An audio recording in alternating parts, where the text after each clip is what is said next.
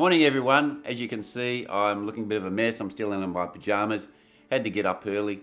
Got to get up to shops to get some toilet rolls and some tissues because us Australians for some reason like to hoard these things. Why people think they gonna poo some more is beyond me. But anyway, that's how they think. But this video is going to be about should you cycle when we have social distancing and you're on the verge of a crackdown and you've got coronavirus rampaging through your community.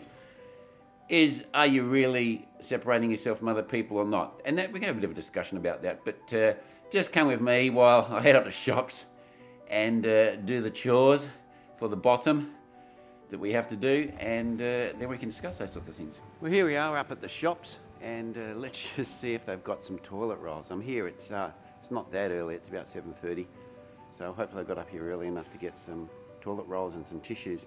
So let's get in the shops and let's see what they've got. Well, it seems like lots of veggies are still here. Pomegranates, coconuts, spinach. So they're not selling out. Fresh produce is not selling out. Well, I'm here at Spud Shed and they've run out of toilet rolls and tissue papers, so that wasn't very successful. So I have to try some other places, see how I go. Here at the Galleria, I'm just going to try Coles for some more toilet rolls and tissues. See how we go.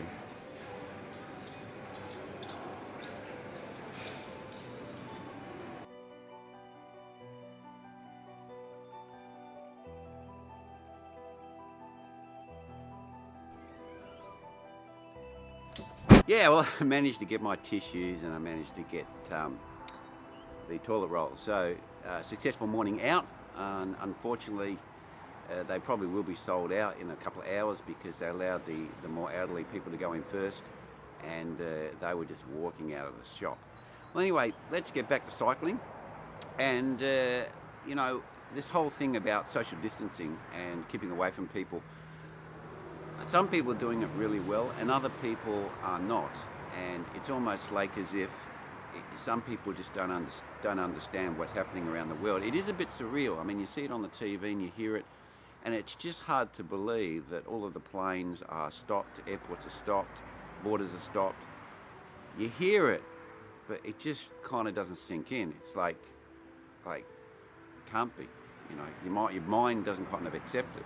And I think this is how some people are reacting to the social distancing. And some people have indicated, I've seen on some vlogs that, hey, look, you know, why they're banning cycling? You know, when you're on a bike, you're by yourself, you're not in contact with anyone. And why can't we ride our bikes? You know, why are they locking down riding our bikes? Now, you need to look at it from a government's point of view. If you get in a car or get on a bike, they don't know what you're doing, where you're going, or if you're going to stop, if you're going to get out of your car, if you're going to get off your bike, if you're going to stop and sit on a seat, if you're going to get a water fountain, if you're going to meet someone, if you're going somewhere else. And this is what they're trying to prevent. They can't segregate between it's okay for you to ride around the block and you're not going to stop to someone riding down to their grandma's or to someone else's house. They can't monitor that sort of thing. So they can't, you know, go down to that very low level and say, hey, look, it's okay for you to ride your bike as long as you don't stop, you don't get off. It's okay for you to drive your car as long as you don't get out. These sorts of things are too hard to police, they're too hard to manage. And also, you may stop to fill up your water bottle, or you may stop to sit on a park bench, or you may just stop to buy a drink because you're thirsty, and then you have contact with people. Or you leave some of the virus on that seat, or the virus may be on a seat and you pick it up. Because we know now the virus can live on some surfaces for hours, if not days. So this is the risk. And just staying home reduces all of these risks. And then of course, you know, when you're cycling, we all know about, you know, the big greenie that comes out, or the snot that comes out, or the snotaphone. We've heard all these sayings, and some of even the Strava sections in Perfy and WA have some names that indicate that that part of the circuit is where you let rip and discharge that sort of stuff. So it happens, and you have a lot of wetness and mucus and everything on your face, and you're also breathing heavy, And those sorts of things, if you have the virus, makes it easier to spread. And also, if you touch something and then touch your face, because it's all wet and moist, makes it much easier for the virus to get in. And this is why I can see the governments are doing this. And what you really have to understand, stopping people from going out and asking not to have gatherings and locking down is extreme. It is an extreme measure for the government. They have to run the economy, and basically what they're doing is they're saying, we are stopping our economy in its tracks. No government wants to do that. So those people sitting in those rooms who are making those decisions based on modelling and on figures that they're receiving are saying that this is dire and you need to act now. Do not go out and talk to your friends, even small groups, 4 or 5. Do not go out and meet people. Do not go out and go, hey, yeah, make a joke about 1.5 metres or 6 feet or whatever it is. 6 feet is the minimum. If you can get further or not even go there, it's better. Take this seriously.